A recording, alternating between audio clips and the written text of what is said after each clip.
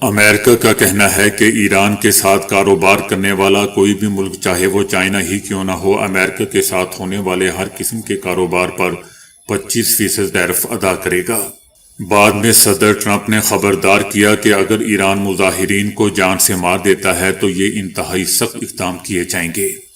China دوستو ایرانی تیل کا سب سے بڑا خریدار ہے۔ گزشتہ سال چائنا نے ایران کی خام تیل کی برآمدات کا تقریباً 80% وصول کیا تھا۔ پابندیوں کے باوجود تیل کی ترسیل جاری رکھنے کے لیے ایران ایک پیچیدہ شیڈو فلیٹ نیٹ ورک پر انحصار کرتا ہے، جس میں دوستو ایک جہاز سے دوسرے جہاز میں منتقلی شامل ہوتی ہے، جو اکثر جنوب مشرقی ایشیا یا خلیج عرب کے پانیوں میں ہوتی ہے۔ اس میں بھی تیل کے کارگو کو دوسرے ممالک مثلاً ملیشیا یا متحدہ عرب سے آیا ہوا ظاہر کیا جاتا ہے۔ چائنا نے دوستو گزشتہ سال ایران سے 1,95,00,000 بیرل تیل وصول کیا تھا۔ اس طرح کے شیڈو ٹریڈ سے ایرانی حکومت کے لیے غیر رپورٹ شدہ آمدن میں سالانہ $43 بلین کے جمع ہونے کا تخمینہ ہے۔ ایرانی معیشت کے لیے دوستو یہ آمدن زندگی کی ڈور کی حیثیت رکھتی ہے، جو پابندیوں، دائمی مہنگائی اور تیزی سے گرتی ہوئی کرنسی کے دباؤ میں ایک تنہا نظام حکومت کو سہارا دیتی ہے۔ تیل کے علاوہ ایران نے 2024 میں دنیا بھر کو $12.9 ارب کی اشیاء برآمد کی، جن میں سے غیر تیل برآمدات کا 1/3 سے زیادہ حصہ چائنا کو گیا تھا۔ اسی عرصے میں ایران کی کل درآمدات کا تقریباً 40% یعنی $8.95 ارب بھی چائنا سے آیا تھا، جو دونوں ممالک کے گہرے معاشی تعلقات کو بھی ظاہر کرتا ہے۔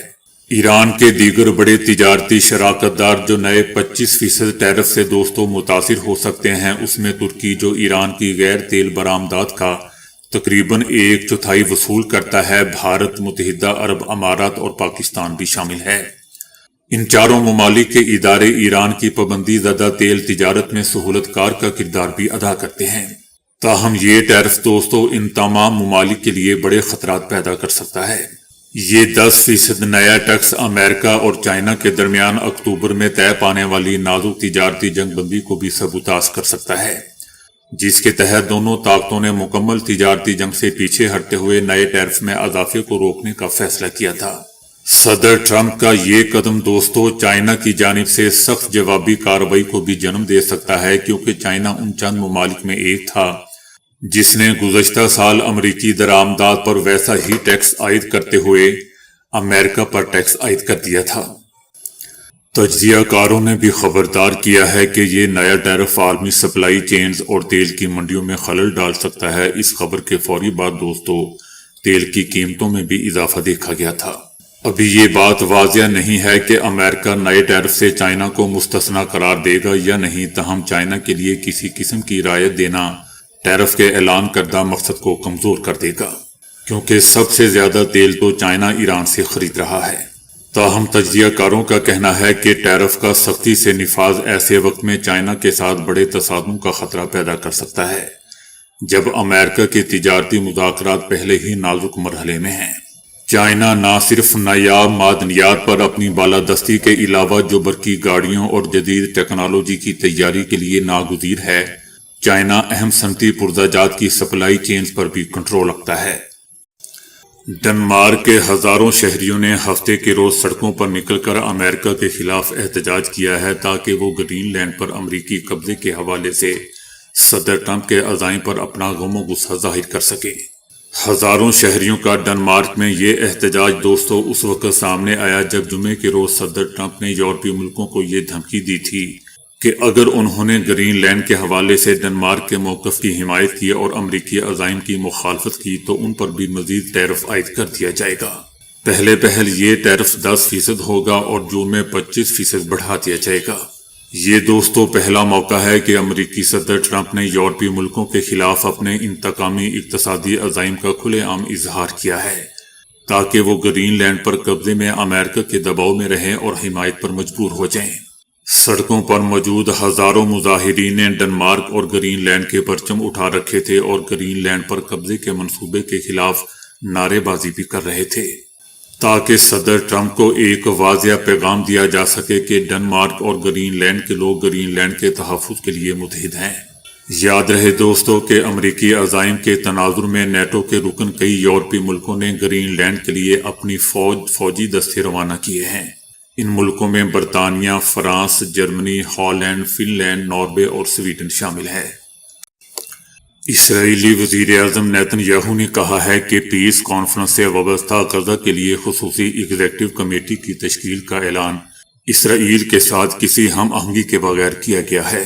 انہوں نے اسے اسرائیل کی پالیسی کے خلاف اقدام قرار دیا۔ نیتن یاہو نے وزیر خارجہ کو ہدایت دی ہے کہ وہ اس معاملے پر بات چیت کے لیے امریکی وزیر خارجہ سے رابطہ کریں۔ دوسری طرف انٹرنیشنل میڈیا کا بھی کہنا ہے کہ اسرائیل غزہ کی ایگزیکٹو کمیٹی کی تشکیل سے باخبر تھا۔ اس کمیٹی کی تشکیل فلسطینی عوام کے لیے شہر کی حیثیت رکھتی ہے اور قومی خواب کی تکمیل کے لیے غزہ اور مغربی کنارے کے درمیان ایک بنیادی کڑی ہے۔ یہ کمیٹی 15 پیشہ ور تکنیکی اور معتدل فلسطینی شخصیات پر مشتمل ہے، اور یہ بھی کہا جا رہا ہے کہ یہ شخصیات سیاسی گروہ بندیوں سے دور رہ کر پٹی کے اندر ترقیاتی، امدادی اور انسانی کاموں کا طویل تجربہ رکھتی ہے۔ دوستو، یہ بھی بتایا جا رہا ہے کہ یہ کمیٹی مکمل طور پر غزہ کی تعمیر نو کے اس مصری منصوبے کے تحت کام کرے گی جس کی عرب لیگ، اسلامی ممالک اور یورپی یونین نے حمایت کی تھی۔ دوستو، یاد رہے کہ امریکہ آنے والے دنوں میں امن کونسل کی تشکیل کا اعلان کرنے کا ارادہ رکھتا ہے، جس کا اعلان امریکی صدر ٹرمپ نے غزہ میں جنگ بندی معاہدے پر عمل درآمد کی نگرانی اور تعمیر نو کی کوششوں کی حمایت کے لیے کیا تھا۔ اس سے پہلے بین الاقوامی حمایت حاصل کرنے میں درپیش رکاوٹوں کی وجہ سے اس اعلان میں تاخیر ہوئی تھی۔ یہ بھی یاد رہے کہ جنگ بندی معاہدے کو اب بھی چیلنج کا سامنا ہے، کیونکہ حماس اور اسرائیل ایک دوسرے پر دوستوں خلاف ورزی کے الزامات لگا رہے ہیں۔ 10 اکتوبر کو اس کے نفاذ کے بعد سے اموات اور زخمی ہونے کا سلسلہ ابھی تک جاری ہے۔ صدر ٹرمپ نے سپریم لیڈر آیت اللہ خامنئی کی سوشل میڈیا پوسٹ پڑھنے کے بعد بیان دیا ہے کہ وہ اپنے ملک کی مکمل تباہی کے مجرم اور قصوروار ہیں۔ صدر ٹرمپ نے ایرانی سپریم لیڈر کے 37 سالہ اقتدار کے خاتمے کا مطالبہ کرتے ہوئے کہا کہ اب وقت آ چکا ہے کہ ایران میں نئی قیادت تلاش کی جائے۔ صدر ٹرمپ نے ایران میں ممکنہ امریکی فوجی آپریشن کی وسعت کے بارے میں پوچھے گئے سوال پر یہ بھی کہا کہ آیت اللہ خامنئی کا اب تک کا بہترین فیصلہ 2 دن پہلے 800 سے زائد لوگوں کو سزائے موت نہ دینا تھا۔ صدر ٹرمپ کا یہ تبصرہ آیت اللہ خامنئی کے آن لائن اکاؤنٹ سے صدر ٹرمپ کے نام پیغامات کے سلسلے کی اشاعت کے تھوڑی دیر بعد سامنے آیا، جن میں امریکی صدر ٹرمپ پر ایران میں تشدد اور مہلک بد امنی کا ذمہ دار ہونے کا الزام لگایا گیا تھا۔ اس پوسٹ کا جائزہ لینے کے بعد صدر ٹرمپ کا کہنا تھا کہ ایران کے حکمراں اقتدار کے لیے جبر اور تشدد کا سہارا لیتے ہیں۔ انہوں نے مزید کہا کہ ملک کے قائد کے طور پر انہوں نے جو کچھ کیا وہ ایران کی مکمل تباہی اور غیر معمولی سطح پر تشدد کا استعمال ہے۔ صدر ٹرمپ کا کہنا تھا کہ ملک کو چلانے کے لیے قیادت چاہے وہ انتہائی نچلی سطح پر ہی کیوں نہ ہو، اس کو ملک کے معاملات کو صحیح طریقے سے چلانے پر ایسے توجہ دینی چاہیے جیسا کہ میں امریکہ کے ساتھ کر رہا ہوں۔ ان کا کہنا تھا کہ نہ کہ کنٹرول برقرار رکھنے کے لیے ہزاروں لوگوں کو مار دینا چاہیے۔ صدر ٹرمپ کا کہنا تھا کہ قیادت احترام پر مبنی ہوتی ہے، خوف اور موت پر نہیں۔ صدر ٹرمپ نے ذاتی سطح پر مزید آگے بڑھے اور علی خامنئی اور ایرانی نظام حکومت کی شدید مذمت کی۔ صدر ٹرمپ نے مزید کہا کہ یہ شخص بیمار ہے، اسے اپنا ملک صحیح طریقے سے چلانا چاہیے اور لوگوں کو مارنا بند کرنا چاہیے۔ خراب قیادت کی وجہ سے اس شخص کا ملک دنیا میں رہنے کے لیے بدترین جگہ بن چکا ہے۔ دوستو، یاد رہے کہ ایرانی سپریم لیڈر آیت اللہ خامنئی نے صدر ٹرمپ کو احتجاج کے دوران جانی اور مالی نقصان اور ایرانیوں کی ساکھ کو متاثر کرنے کا ذمہ دار ٹھہرایا تھا۔ آیت اللہ خامنئی نے اپنے خطاب میں کہا تھا کہ ہم امریکی صدر ٹرمپ کو ملک میں ہونے والے جانی اور مالی نقصان کی وجہ سے مجرم سمجھتے ہیں۔ سپریم لیڈر کا کہنا تھا کہ ایران کے خلاف حالیہ اشتعال انگیزی مختلف تھی کیونکہ امریکی صدر اس میں ذاتی طور پر ملوث تھا۔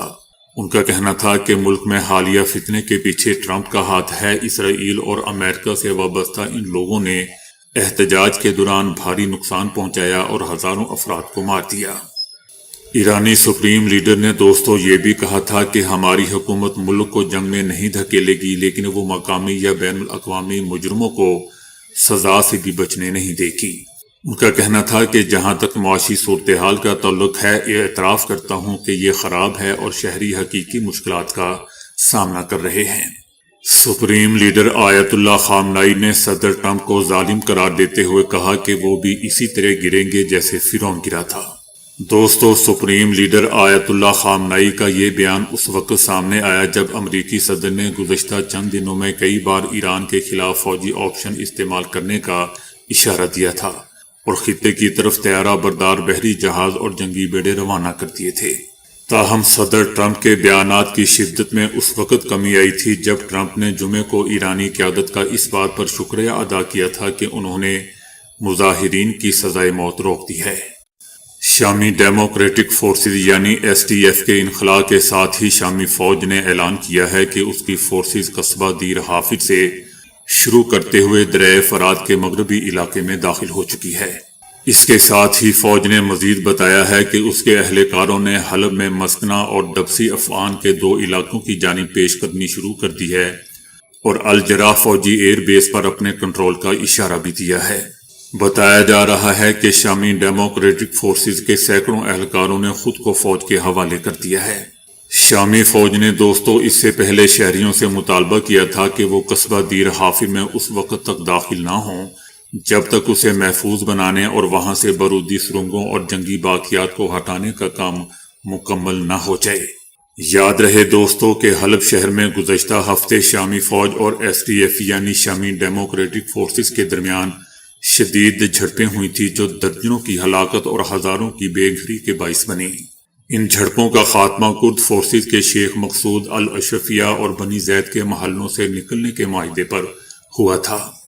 صدر ٹرمپ کی جانب سے یہ تصدیق کیے جانے کے بعد کہ انہوں نے فی الحال ایران پر حملہ کرنے کا ارادہ مؤخر کر دیا ہے، دونوں ممالک کے درمیان دوستوں کشیدگی کی شدت میں نسبتاً کمی آئی ہے۔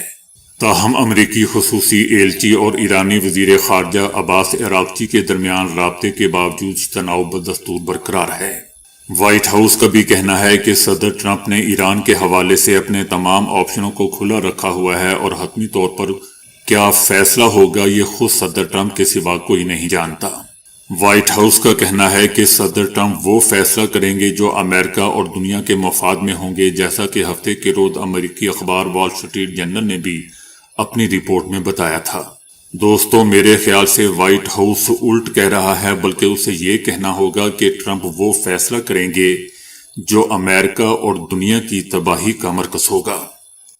عرب اور یورپی حکام کا کہنا ہے کہ ایرانی وزیر خارجہ عباس عراقچی نے اس امید پر رابطہ کیا تھا کہ عالمی اقتصادی فورم کے آغاز سے پہلے امریکی خصوصی ایلچی کے ساتھ ایک ملاقات طے ہو سکے، تاہم اس ملاقات کے انتظامات مکمل نہیں ہو سکے۔ کیونکہ یہ ملاقات اس لیے نہیں ہو سکی کہ امریکی سیاسی اور فوجی حکام پہلے ہی ایران کے خلاف ممکنہ فوجی آپشن پر کام شروع کر چکے تھے اور نائب صدر JD وینس اور وزیر خارجہ مارکو روبیو جیسے اعلیٰ معاونین کی جانب سے غیر رسمی بریفنگ بھی دی جا رہی تھی۔ حالانکہ اسی روز صدر ٹرمپ کی دفاعی وزیر اور chairman joint chief of staff سمیت اعلیٰ حکام کے ساتھ بعض منصوبوں کا جائزہ لینے کے لیے ملاقات بھی طے تھی۔ تاہم صدر ٹرمپ اس اجلاس میں شریک نہیں ہوئے، اس کی بجائے انہوں نے سوشل میڈیا کے ذریعے سخت بیانات دیے اور ایرانی مظاہرین سے اداروں پر قابو پانے کی بھی اپیل کی۔ بعد میں دوستو بدھ، جمعرات اور جمعے کو صدر ٹرمپ نے اپنے لہجے میں کچھ نرمی کی۔ جمعے کے روز انہوں نے ایرانی حکومت کا شکریہ ادا کیا۔ انہوں نے سزائے موت کا عمل روک دیا، جس کے بارے میں ان کا کہنا تھا کہ اس کی تعداد 800 تک پہنچ چکی تھی۔ انہوں نے اپنے پلیٹ فارم ٹروتھ سوشل پر لکھا کہ میں ایرانی قیادت کی جانب سے تمام مجوزہ سزائے موت کے فیصلے منسوخ کیے جانے پر ان کو سراہتا ہوں۔ بتایا جا رہا ہے کہ اس کے باوجود امریکہ نے خطے میں مزید فوجی دستے بھیج دیے، جو اس بات کی علامت ہے کہ صدر ٹرمپ اپنے موقف پر دوبارہ غور کر سکتے ہیں اور ممکن ہے کہ کسی اچانک حملے کا بھی فیصلہ کر لیں۔ کیونکہ دوستو صدر ٹرمپ کے دماغ کا کسی کو کچھ نہیں پتا ہوتا، حتیٰ کہ ڈاکٹرز کو بھی نہیں۔